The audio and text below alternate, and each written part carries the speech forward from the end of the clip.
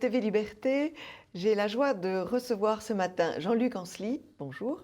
Bonjour Anne Brassier. Vous êtes venu déjà à ce micro et vous avez connu un grand succès avec le livre « Le Dieu blanc est mort à Dien Bien Phu, la tragédie indochinoise 1945-1955 ». Vous revenez avec ce livre tout à fait passionnant qui s'appelle « Valmy, la fin de la vieille France, 1774-1792 ». Alors, c'est très intéressant parce que, comme vous êtes un ancien militaire, vous trouvez à chaque fois une bataille qui, finalement, clôt une ère. On m'a déjà fait remarquer qu'effectivement, je m'intéressais beaucoup aux défaites, Dien Bien Phu, Waterloo, etc. Ça n'est pas le cas, mais il y a effectivement des dates dans l'histoire qui sont des portes qui se ferment ou des portes qui s'ouvrent. Oui. Or, Valmy, c'est une porte qui se ferme, oui, ou qui s'ouvre selon le point de vue de celui qui regarde la porte. Oui. Voilà, parce que le lendemain de Valmy, 8 siècles de royauté en France, terminé. Terminé. Oui. C'est la République. Et une nouvelle façon de faire la guerre, vous le soulignez très très bien. Et une nouvelle France, c'est pour ça que j'ai dit la fin de la vieille France. Et une nouvelle France, absolument. Voilà. Et une nouvelle France. Alors, ce livre qui est une analyse des dernières années pré-révolutionnaires, nous allons le présenter ce matin. Mais avant, je voudrais vous poser une question amusante. Vous avez écrit un livre qui s'appelle « Napoléon aura-t-il lieu ?» aux éditions Mols. Qu'est-ce que signifie ce livre? Quel est ce titre? Alors, donc, faisons une petite parenthèse. Napoléon aura-t-il lieu? Parce que l'action se situe entre mai 1798, c'est-à-dire le départ pour l'Égypte, oui, et décembre 1800, l'attentat de la rue Saint-Nicaise. Ah oui, donc il aurait pu être tué. C'est ça votre thèse, oui. Eh bien, le sous-titre, c'est « La fortune et la volonté », c'est-à-dire la volonté de Bonaparte, nous ne parlons pas de Napoléon, il est encore Bonaparte, sûr, la volonté de Bonaparte de faire quelque chose, et une fortune, c'est-à-dire une chance invraisemblable, par 6 fois, dans ces 30 mois-là, par 6 fois, la chance lui sourit d'une manière incroyable. Il avait la baraka. J'allais dire une veine de cocu, puisque Joséphine, voilà, quand il était en Italie, oui, bien. Et donc effectivement, le titre, c'est « Napoléon aura-t-il lieu ?» parce que c'était absolument pas évident que Napoléon existe. Oui, oui, c'est très intéressant. Voilà. Oui, c'est très intéressant comme thèse. Je conseille aussi aux téléspectateurs d'écouter l'émission de La Petite Histoire de Christopher Lannes sur Napoléon, Vive Napoléon, parce qu'on a affaire à un amoureux fou de Napoléon. Ce qui n'est pas mon cas. Et ce qui n'est pas le mien non plus. Et donc, mais comme il est éminemment sympathique, on serait presque prêt à avaler toutes ses qualités multiples, les 10 raisons. Il nous donne 10 raisons pour aimer Napoléon.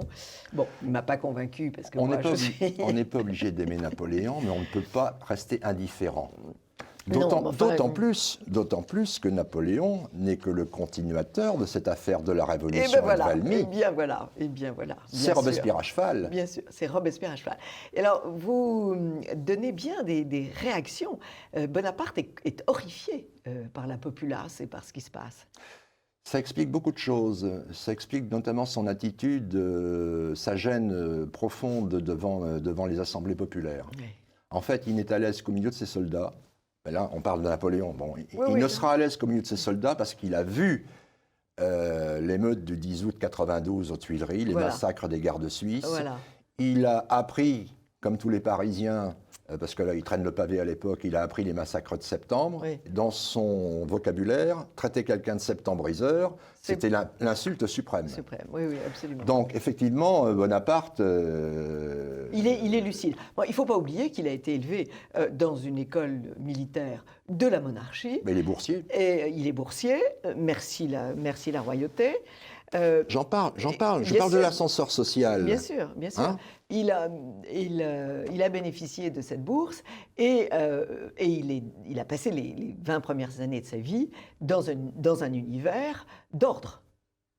C'est évident. L'ordre de l'ancienne France. C'est évident. Donc, ce foutoir quotidien et ces massacres répétés ne sont évidemment pas dans son éducation. Alors, je reviens. On va laisser Bonaparte un peu de côté. On laisse Bonaparte. Oui, mais d'abord, c'est sa fête aujourd'hui, je crois. C'est le bicentenaire de sa mort. Voilà. Donc, je voulais en parler. Voilà. Et puis, comme ce titre m'intriguait, Napoléon aura-t-il lieu, je voulais en parler. Alors, je voudrais citer maintenant en exergue les deux citations que vous donnez. L'une de Louis Aragon. Rien n'est absurde comme de juger, d'expliquer le passé d'après le présent. Rien n'est plus faux ni plus dangereux. Bon, le problème, c'est qu'il s'est lourdement trompé, le brave Aragon. Oui, mais il a raison. Oui, bien sûr. Il a raison. C'est-à-dire qu'en fait, le problème, c'est qu'actuellement... Alors, pourquoi j'ai écrit ce livre? C'est parce que j'en ai marre de l'histoire officielle. On est parti de Michelet, hein, la Révolution française, c'est l'émancipation du peuple, c'est formidable, c'est merveilleux, etc. J'en ai marre d'entendre ça. Il est évident que depuis 1872, depuis la République, les enseignants de la République ne pouvaient pas faire autrement. On pouvait pas dire que finalement la royauté, c'était pas si mal que ça. Ben non, quand vous êtes payé par la République, il faut bien chanter la République. Oui, enfin moi, ce que j'ai constaté, c'est qu'en 1782, la France de Louis XVI est la première puissance du monde. Elle a vaincu l'Angleterre, elle a fait les États-Unis d'Amérique, elle est la première puissance du monde. Dans le monde entier, dans l'Europe éclairée, tout le monde parle français, les gens bien parlent français. Et on a comme ambition, tous les souverains n'ont comme ambition que de copier Versailles. Ne parlons pas d'aujourd'hui. Ne parlons pas d'aujourd'hui. Je ne sais pas, je n'en tire pas de conclusion, je constate. Et puis la deuxième citation, c'est Max Gallo. Comme un fleuve en crue sorti de son lit et qui dévaste les champs qu'il avait d'abord irrigués, la Révolution a recouvert de sang ce qu'elle avait créé. C'est un assez bon jugement, je trouve. Ce qui est cocasse quand on réfléchit sur la Révolution, c'est que personne ne s'y attendait.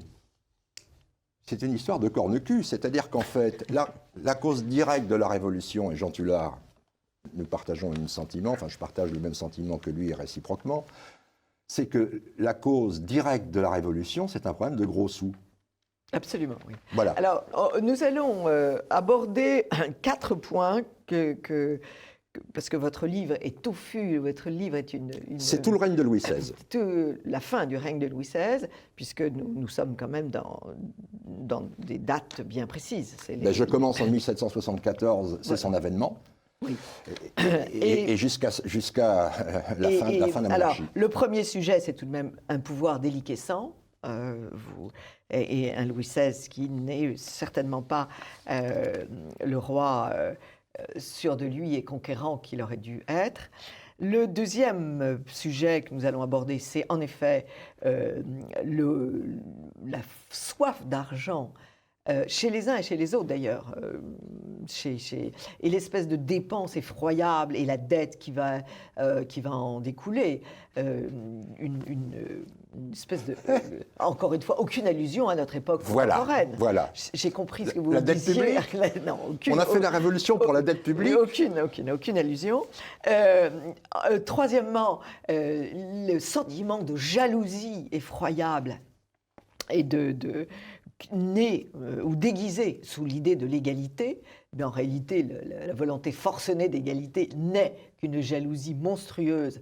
Et je dois dire un refus des capacités des uns et des autres et de l'admiration. Chacun, dans l'ancienne France, chacun a son rôle et il ne viendrait à aucun esprit sage et structuré de mépriser celui qui sème la récolte ou celui qui est au combat, le soldat. Chacun est à son poste. Ce n'est pas une société de classe, c'est une société d'ordre. C'est une société d'ordre. Voilà. Et quatrièmement, et ça c'est très intéressant, parce que je ne l'avais jamais entendu dire, c'est le changement des règles de la guerre, qui est qui est si triste, puisque c'est la conscription générale. La guerre n'est plus le fait d'officiers et de gens dont c'est le métier et des mercenaires, et la guerre va venir chercher tous les enfants de paysans, tous les enfants Ça va être la nation en des armes. citadins. C'est la guerre de masse, parce que la chair à canon ne coûte pas cher. Merci la nation, merci beaucoup. Et puis ça vous le soulignez aussi très très bien, les massacres généralisés.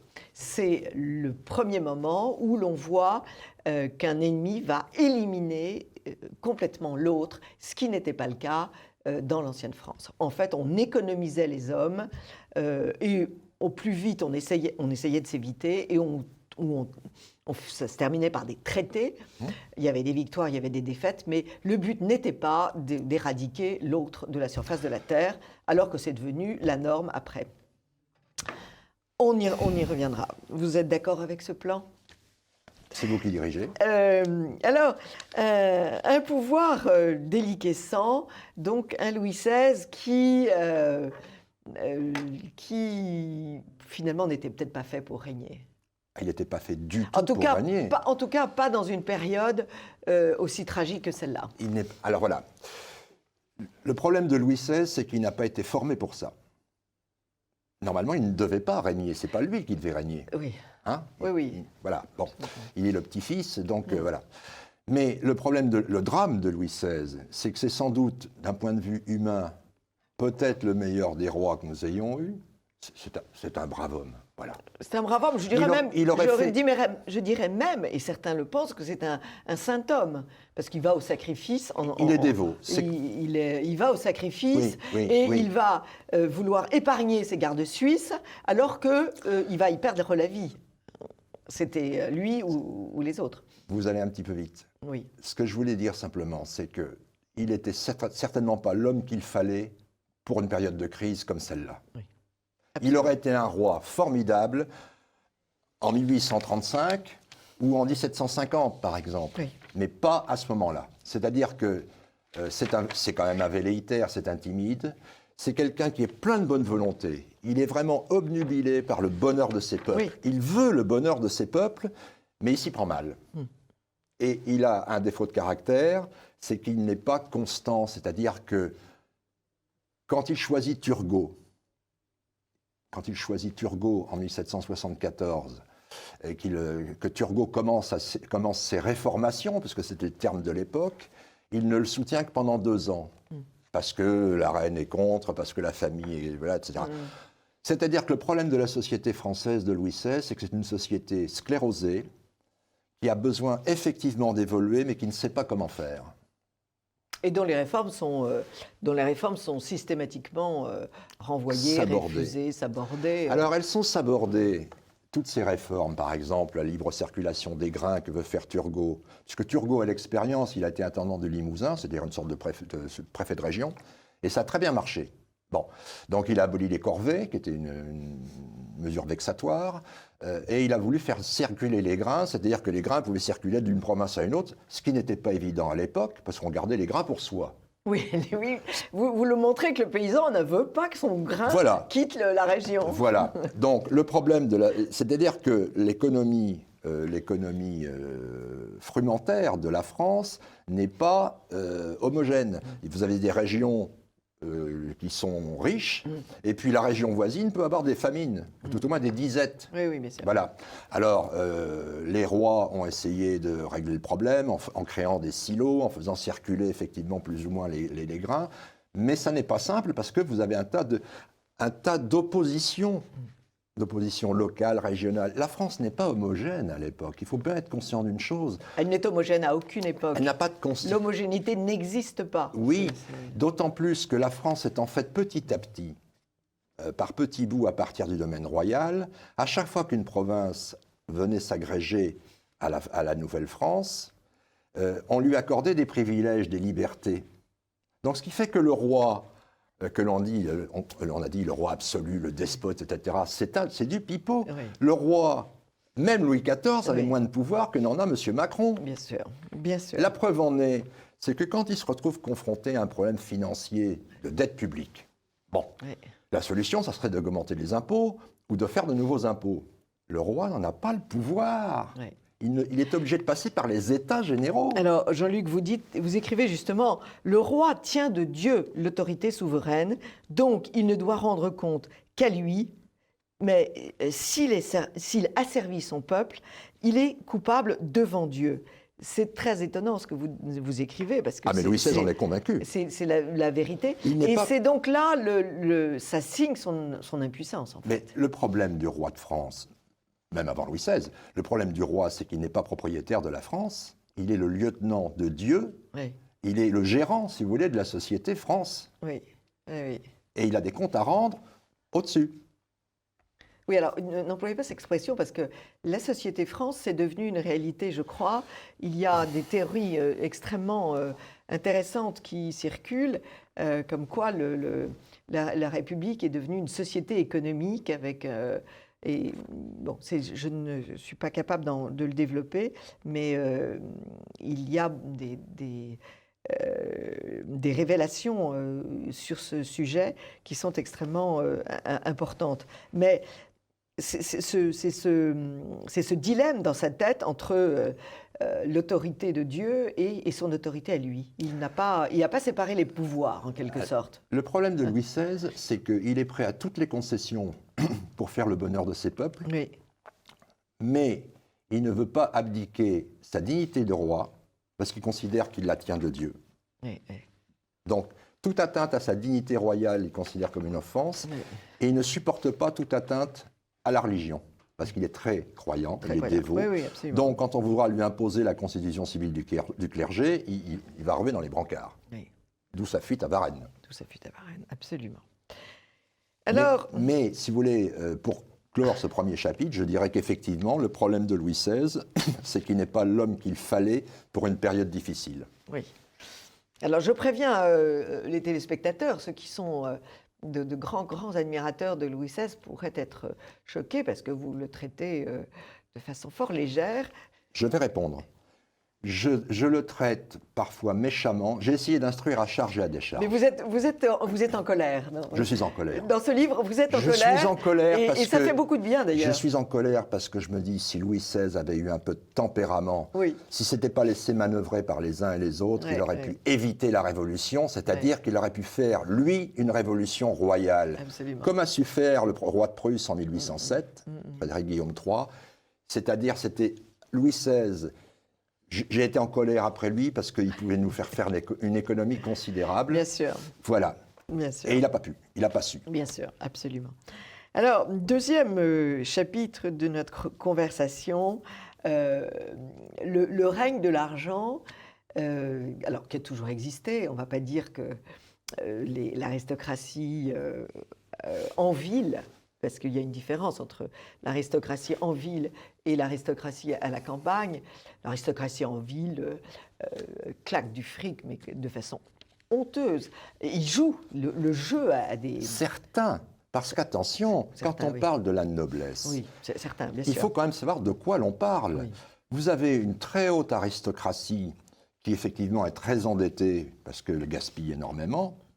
Mais attendez, la noblesse en France, c'est quoi? C'est 3% de la population. Oui. Bon. Oui, mais c'est une partie visible. J'entends bien, mais parmi ces 3%, vous n'avez peut-être que 1% qui sont extrêmement riches. Oui. La plupart des nobles de province, ils sont aussi gueux que leurs métayers. Absolument. Hein? Et le problème, on parle de alors, quand j'ai abordé le sujet des privilégiés, qui sont les privilégiés en France? Ce ne sont pas du tout ceux que l'on croit. Non. Parce que la noblesse, elle a une richesse qui est foncière, qui est donc immobilisée.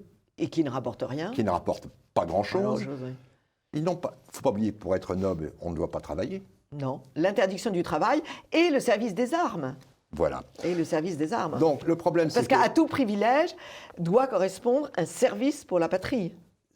On appelait ça l'impôt du sang. Le problème, c'est que...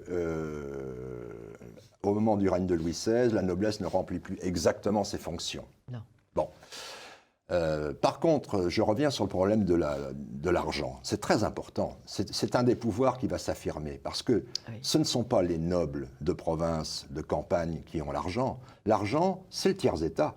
Ce sont les gros commerçants, ce sont les gros laboureurs, ce sont les hommes de loi. Et d'ailleurs, il y a une chose qui est quand même remarquable, c'est que on critique la noblesse, mais tout le monde veut en être. Robespierre, qui est un avocat sans cause, se fait appeler Monsieur de Robespierre. Danton fait écrire son nom D''ANTON. Voltaire se fait appeler Monsieur de Voltaire. Et plus proche de nous, Balzac, qui n'est pas du tout noble, se fait appeler Honoré de Balzac. En fait, tout le monde veut être noble. Oui. Ce qui fait que 75% des particules seraient à éradiquer. Oui. Voilà. Je pourrais parler de Monsieur Galouzeau de Villepin. La famille de Galouzeau achète une terre dans un bled qui s'appelle Villepin et sont appelés Monsieur de Villepin. Ça n'est pas ça. J'en ai connu beaucoup. Et alors, comme c'est le tiers-État qui possède le numéraire, mais qu'est-ce que font les gros roturiers? Ils achètent une charge anoblissante. Oui. Il y a la vénalité des charges. Ils achètent une charge. Le sieur Caron, horloger de sa profession, devient Monsieur de Beaumarchais. Oui. Il a acheté une charge de juge des chasses royales, oui. C'est-à-dire une sorte de super garde champêtre. Bon, tout le monde veut être noble. Oui. C'est une illustration, en effet, du pouvoir de l'argent. Bien sûr. L'argent qui vous donne tous les pouvoirs. Et aussi une espèce d'inaptitude à gérer l'argent. On va s'enfoncer dans la dette, s'enfoncer. Je ne sais pas, on ne peut pas faire de comparaison avec aujourd'hui, en tout cas chiffrée, mais en tout cas la démarche est la même. Alors, le problème de la dette publique, au moment où Louis XVI commence à s'y attacher, c'est que d'abord, il n'y a pas de budget à l'époque. On ne fait pas de budget. Alors, pardonnez-moi, mais quelqu'un d'autre s'en était occupé. C'est le maréchal Vauban. Vauban avait préparé une réforme de l'impôt et il a été renvoyé dans ses terres illico. Mais oui, mais parce que... Il y a une volonté de ne pas affronter ce problème. C'est quand même marrant. C'est une inconscience. Comme disait Louis XV, après moi le déluge. C'est-à-dire que la société française a besoin effectivement de mouvement, or elle ne sait pas se donner les moyens de ce mouvement. Et une discipline. Et puis il faut revenir dans le contexte. En 1782, la France a dépensé des milliards avec la guerre d'Amérique. Oui, vous avez une très belle expression. Milliards qui n'ont jamais été remboursés par les États-Unis. Vous écrivez « L'Amérique est née du sang et de l'or des Français ». Mais naturellement. C'est une très belle... Seulement le problème, c'est que nous avons payé... parce qu'une flotte de haute mer, ça coûte très cher. Nous avons vaincu Albion, très bien, nous avons fait les États-Unis d'Amérique. Oui, surtout pour les remerciements. Mais ces 2 milliards de livres, on ne les a jamais récupérés. Non, ça c'est... Ce qui fait que ça a aggravé le déficit budgétaire, et il fallait effectivement qu'en Necker arrive au pouvoir, parce que bon, il faut se retourner vers un financier, et donc Louis XVI appelle Necker, qui est suisse, qui n'est pas catholique, donc il ne peut pas être ministre. Oui. Voilà, il n'est que directeur général des finances, il ne peut pas être ministre. J'ai bien aimé la nuance. Ah oui, c'est pas possible. Donc non, il ne peut pas avoir accès au conseil privé du roi. Oui. Bon, il en a été mari d'ailleurs. Oui, mais bon. Donc on le fait venir, il dit qu'effectivement, il n'y a pas 50 solutions, hein. Il faut faire un budget, il faut équilibrer les recettes et les dépenses. Et le premier, d'ailleurs, qui est prêt à faire des sacrifices, c'est Louis XVI. Hein. Il diminue le nombre de meutes de chiens de chasse. Enfin, il rogne sur ses dépenses personnelles. Oui. Mais le problème, c'est que là, quand on parle de faire des économies et de s'attaquer au problème de la dette publique, on va toucher des intérêts considérables qui ne sont pas forcément ceux du clergé ou de la noblesse, qui sont ceux des vrais privilégiés, c'est-à-dire les gens qui ont de l'argent et qui n'entendent pas qu'on leur prenne. N'oublions pas une chose, et ça c'est fondamental. Lorsque le roi prend un édit, c'est-à-dire un décret, en quelque sorte, ce décret n'a force de loi qu'à partir du moment où il est enregistré par les parlements.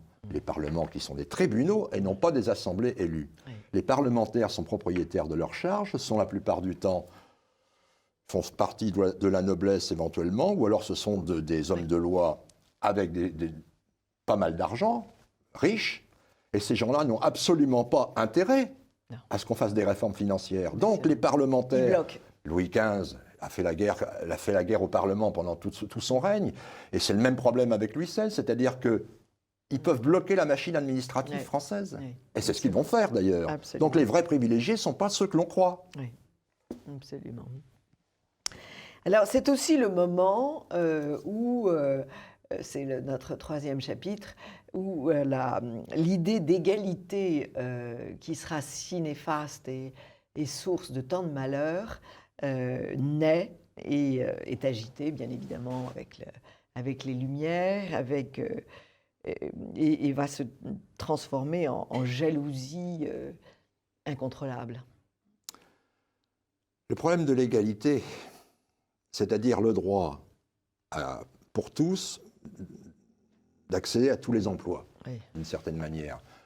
C'est une manière de pratiquer l'ascenseur social. Il existait déjà dans la monarchie. C'est-à-dire que lorsque vous aviez un gamin dans une paroisse qui présentait des aptitudes, le maître d'école en parlait au curé, et le curé s'adressait à l'évêque, il disait « j'ai dans mon village un petit gars qui est pas mal du tout, il faudrait lui donner une bourse ».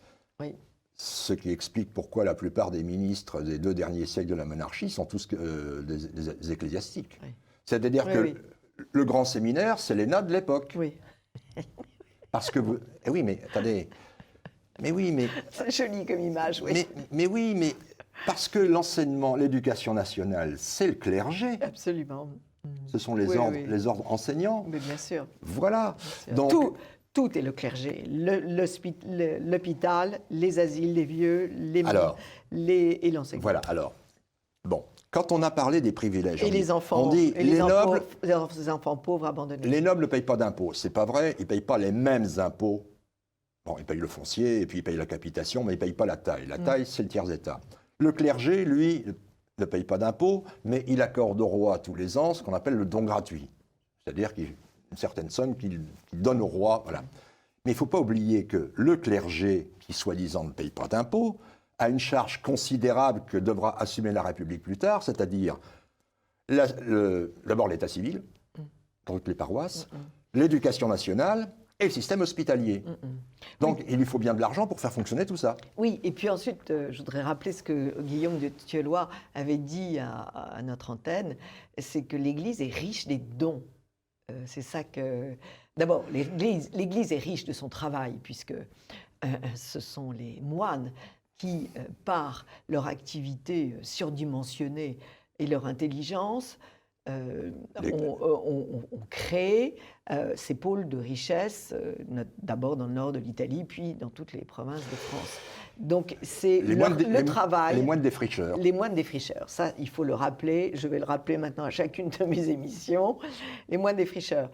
Et les cathédrales n'ont pas été construites en volant les uns et les autres. Les cathédrales ont été construites avec l'argent de chacun de nos ancêtres. Alors, donc la richesse de l'Église, c'est la richesse de la France. C'est certain. Il n'y a pas à dire salaud de prêtres et d'évêques et d'archevêques. Non, alors, je ne dis pas que tout est aussi pur et blanc comme neige, mais c'est la richesse de la France. Il y a 2 clergés, si vous voulez. Vous avez un clergé dont les membres, par exemple le prince de Rohan, bon, c'est un bon exemple, qui d'ailleurs est prince d'Empire et non pas prince français. Il est prince d'Empire parce qu'il a des terres en Alsace, il possède l'équivalent d'un département français. Bon, vous avez une très haute aristocratie dans le clergé, et puis vous avez les curés de paroisse qui sont réduits à la portion congrue, c'est-à-dire qui vivotent. Ils n'ont pas grand-chose. Ça n'a rien à voir. C'est pour ça que quand il y aura la convocation des États généraux, on s'apercevra qu'il y a un clergé progressiste, c'est le bas clergé, qui va d'ailleurs se réunir très très vite. Qui crève la faim. Qui va se réunir très très vite. Parce que ils sont issus du peuple. Donc ils vont se réunir très très vite avec le tiers-état. Et puis il y a le très haut clergé qui tient plutôt de la noblesse. Bon. Mais le problème, c'est que lorsque l'Assemblée législative va se dire il faut vraiment qu'on... Parce qu'on est là pour ça, pour résoudre un problème financier, on va se dire le meilleur moyen, c'est quand même de saisir les biens du clergé. Parce que c'est le premier patrimoine foncier de France. Et là, nous assistons au vol à main armée. C'est un hold-up. Et puis, puisque ce qui est surtout effrayant, c'est que ça va donner des habitudes à tous les gouvernements totalitaires des temps futurs. Ça a toujours été, après, c'est devenu une manie récurrente. Enfin, vous avez des propos extrêmement intéressants alors, sur cette bataille de Valmy qui va changer les règles de la guerre. Le maréchal Foch a dit que c'était la dernière bataille de l'Ancien Régime et du XVIIIe siècle. C'est-à-dire, à l'époque, on se battait avec des effectifs réduits de soldats professionnels, et le but n'était pas de détruire l'armée adverse. Le but, c'était, comme au jeu d'échecs, d'obtenir que on renverse son roi parce qu'on considère qu'on a perdu. Bon, Valmy, c'est ça. C'est-à-dire que vous avez deux armées l'une en face de l'autre. À partir du moment où Dumouriez a réussi à marcher sur les lignes de communication de Brunswick, c'est que de toute façon, c'est pas avec 40 000 hommes qui ont tous la chiasse, passez-moi l'expression. Qui sont handicapés, oui. Voilà. C'est pas avec 40 000 hommes qu'il va conquérir la France. Donc, et Dumouriez n'a pas du tout l'intention de lancer ces 40 000 hommes à lui et Kellermann, de les lancer contre... on n'a pas envie de se tuer, finalement. Alors, on tire beaucoup de coups de canon. Voilà. On a perdu. On a perdu. Alors, on en reste là. On en reste là. Ça se passait comme ça. Mais c'est facile à comprendre. Il n'y avait pas de haine de l'adversaire. Il n'y avait pas de haine de la monarchie d'à côté, puisqu'ils étaient tous parents, ces braves gens, en Europe. Oui, la naissance de la haine. C'est très important ce que vous dites là.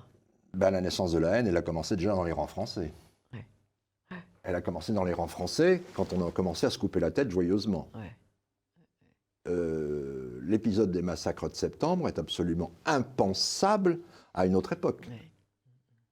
Oui, mais ça met le point sur un problème considérable, c'est qu'on s'aperçoit que la prise de la Bastille, avec ses conséquences et ses massacres, les massacres de septembre, la grande peur de l'été 89, il n'y a plus d'ordre public.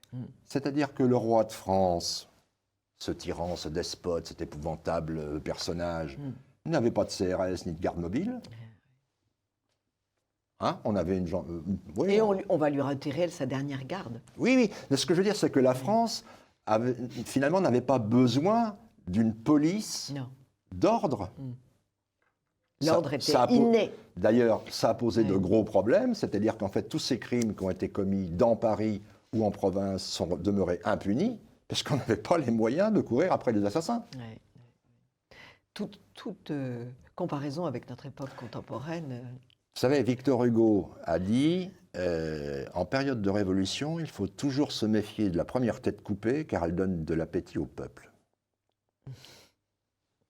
Alors, quand on a commencé à couper la tête de M. Delaunay, le gouverneur de la Bastille, qu'on a promené la tête au bout d'une pique, je ne vois pas où sont les lumières là-dedans. Non. Vous savez que l'un des derniers livres sur la Révolution qui a été publié, c'est un livre qui souligne l'ivrognerie de ces révolutionnaires. Moi, je trouve ça très intéressant quand même.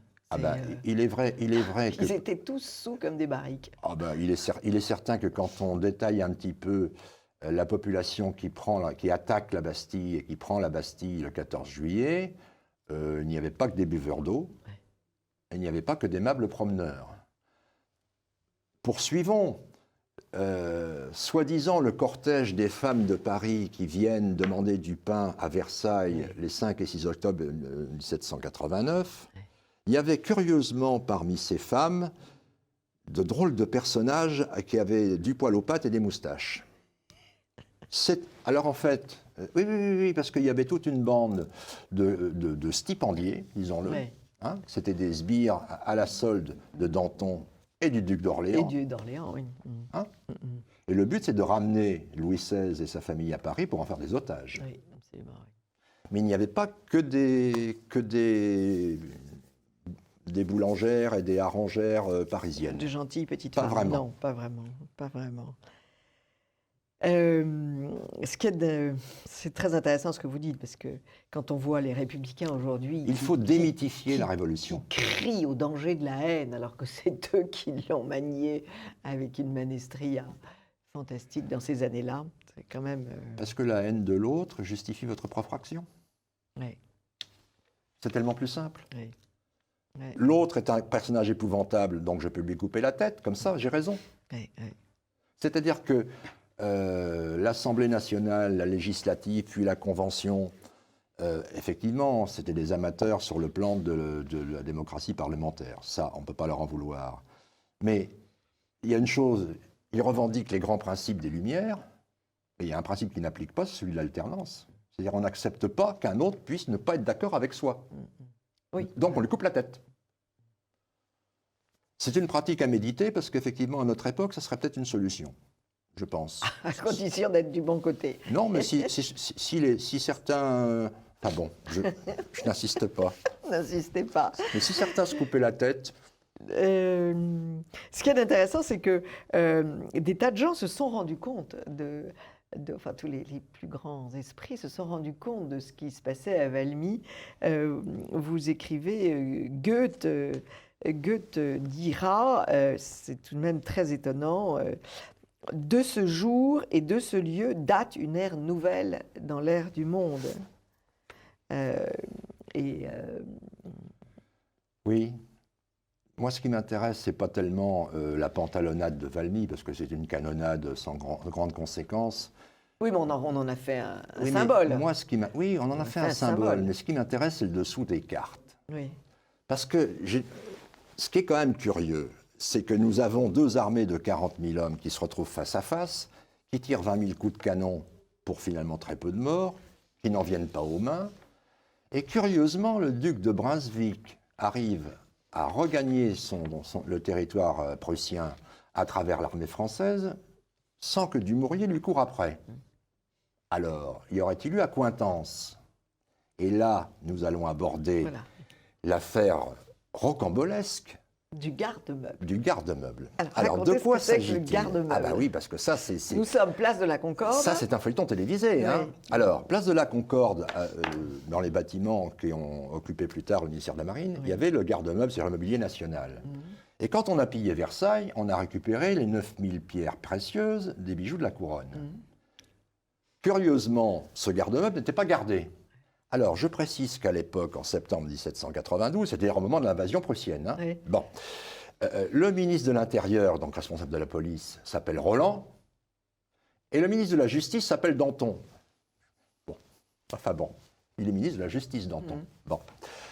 Alors, on a une bande de pieds nickelés, ils sont une demi-douzaine, qui rentrent dans le garde-meuble avec des filles de mauvaise vie, qui vont festoyer pendant plusieurs jours en plein centre de Paris, avant que M. Roland, ministre de l'Intérieur, se décide à faire intervenir la force publique, enfin le peu qu'il en a, quand même pour les arrêter.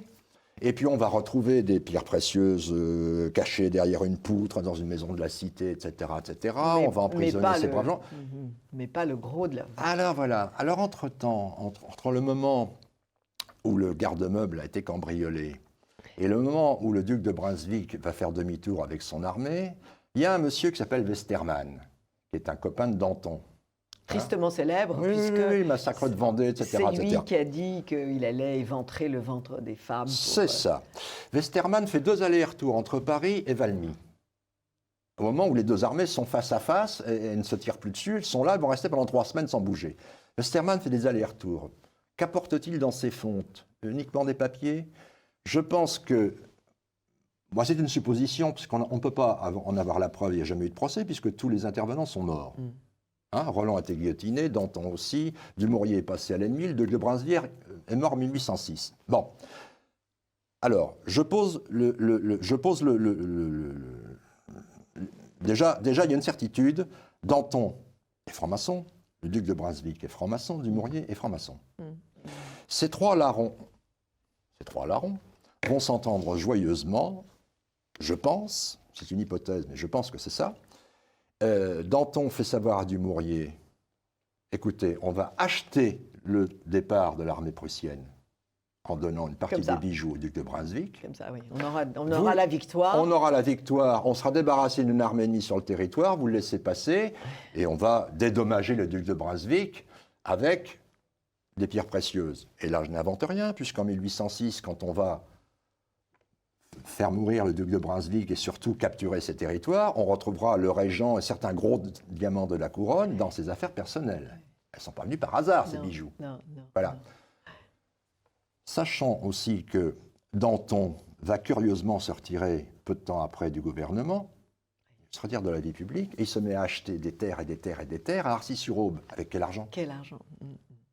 Dumouriez, on ne sait pas. Lui, il est passé à l'ennemi parce que quand les Girondins sont tombés, il a fichu le camp à l'étranger.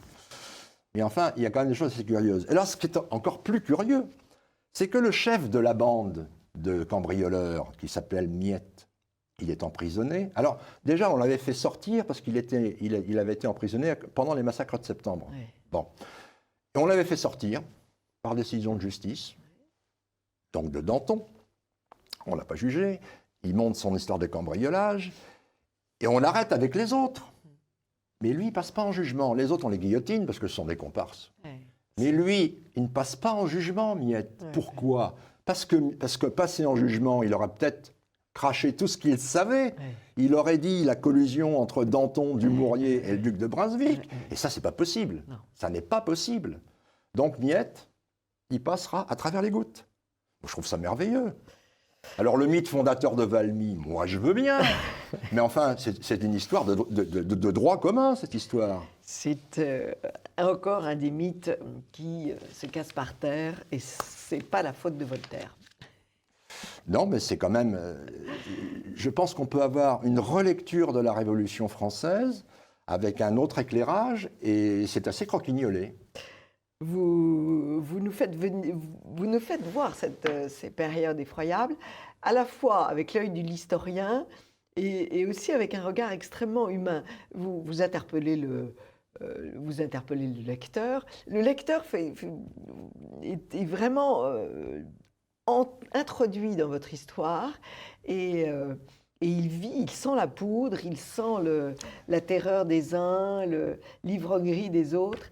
C'est un livre extrêmement vivant. Vous avez le don des livres vivants, Jean-Luc. Mais parce que la Révolution, elle est faite par des hommes, avec leurs qualités et leurs défauts. On ne comprend rien. Des hommes, Des êtres humains. Oui, non, en fait, attendez, je suis pas trop les équipes qui décapitent, qui tranchent la gorge à tous les prêtres qui sortent de la prison, je ne sais pas si on peut encore les appeler des hommes. Vous allez dire c'est très vilain de ma part, mais... Avec leurs qualités et leurs défauts. Oui, mais enfin là, ils ont perdu leur statut d'homme. Désolée, mais... Ce que je voulais vous dire, c'est que si on regarde un petit peu la personnalité des grands fauves de la Révolution. Voilà, j'aime mieux cette expression. Bon, merci. Prenons Danton et Robespierre. Ce sont des ratés. Ouais. Ce sont des ratés du barreau. Ouais. Bon. Marat, c'est un raté de la médecine. Il n'a pas pu rentrer à l'Académie des sciences. C'est un raté, un haineux, Saint-Just, n'en parlons pas. Hein? Lui, il a raté pas mal de choses. C'est-à-dire que Mirabeau, dont le père avait demandé qu'il soit interné, qu'il soit interné avec une lettre de cachet, parce qu'il faisait trop de bêtises. Il était pour le moins scandaleux. Oui, vous réhabilitez en quelque sorte les lettres de cachet. Mais absolument. Vous dites qu'il y a des familles qui demandaient des lettres de cachet pour éviter le jugement, pour éviter le procès et donc le discrédit sur toute la famille. Voilà, la lettre de cachet, évidemment, on la considère comme une mesure arbitraire, etc. Oui. C'est vrai, mais croit-on que ce système ait pu durer pendant des siècles s'il n'avait pas eu une utilité sociale ? Oui. Bon, la lettre de cachet était à 95% demandée par la famille du délinquant pour lui éviter de passer en jugement et de risquer les galères ou la peine de mort. Oui. Tous ceux qui étaient embastillés n'étaient pas des petits saints. Non, mais Mirabeau, par exemple, avait circonvenu pas mal de femmes, et notamment sa sœur, je crois. Donc, le père Mirabeau, le marquis de Mirabeau, n'était pas très content. Donc, une lettre de cachet, c'était le prévenu tombait dans la main du roi. C'est-à-dire qu'il ne pouvait pas être jugé, il était protégé par le roi. Alors, c'était une détention... Bon, attention, c'était pas non plus Non, c'était pas la prison actuelle. C'était pas le fort de Joux. Non. Voilà. La lettre de cachet remplissait un rôle social. Saint-Just, qui avait volé l'argenterie de sa famille pour aller faire la vie à Paris, Ah oui, non, mais attendez, mais c'est ça, Voilà. l'histoire de Saint-Just. Vous voyez, chers amis de TV Liberté, on apprend des petits détails. Saint-Just a volé l'argenterie de sa mère. Oui. Ça ne se fait pas. Et il s'est fait choper parce qu'il a essayé de les revendre. En plus. Et oui. Donc ses parents ont demandé une lettre de cachet, et en fait, au lieu de prison, il a été mis dans une maison de santé pour qu'il se calme un peu. Voilà. Voilà, l'archange de la Révolution, c'était ça. Qui vieillissent un peu. Donc ce que je voulais dire, c'est que les grands fauves de la Révolution sont pratiquement tous des gens haineux parce que ce sont des ratés la plupart du temps. Eh bien, Jean-Luc Ancelis, on vous écouterait pendant des heures parce qu'encore une fois, c'est la grande histoire que vous décryptez avec beaucoup de finesse et une volonté de savoir. Vous n'êtes pas... Bon, vous avez quelques a priori, vous n'aimez pas cette période révolutionnaire, comme chacun d'entre nous, mais vous essayez de comprendre. Et ce que vous révélez, c'est tout à fait passionnant, et on en sort de la lecture de votre livre infiniment plus informé que ce qu'on ne l'était avant. Moi-même qui n'avais pas envie de lire un livre sur la Révolution. Ne vous le cache pas parce que j'ai envie de dire je connais le film. Ça fait 40 ans que je lis des livres sur la Révolution et cette histoire me sort par les yeux. Mais j'ai trouvé que D'abord, c'est un scénario de film, votre livre. Il y a des scènes, il y a une succession de scènes, et en plus de ça, vous imaginez comment ça aurait pu se passer si. Vous faites sur une même scène, restez à l'histoire, vous envisagez plusieurs scénarii, et donc c'est extrêmement intéressant intellectuellement. Et puis vous avez un rythme accéléré, on avance dans l'histoire, on galope. Il y a un côté inéluctable aux événements, c'est ça qui est terrible. Et vous montrez en effet... Et ça aurait pu se passer autrement. Et vous montrez en effet cette triste destinée. En tout cas, pour ces pages, merci Jean-Luc Ancelis. Valmy, la fin de la vieille France, 1774-1792. Et à très vite pour un nouveau livre. Merci Anne Brassier. Au revoir, chers amis de TV Liberté.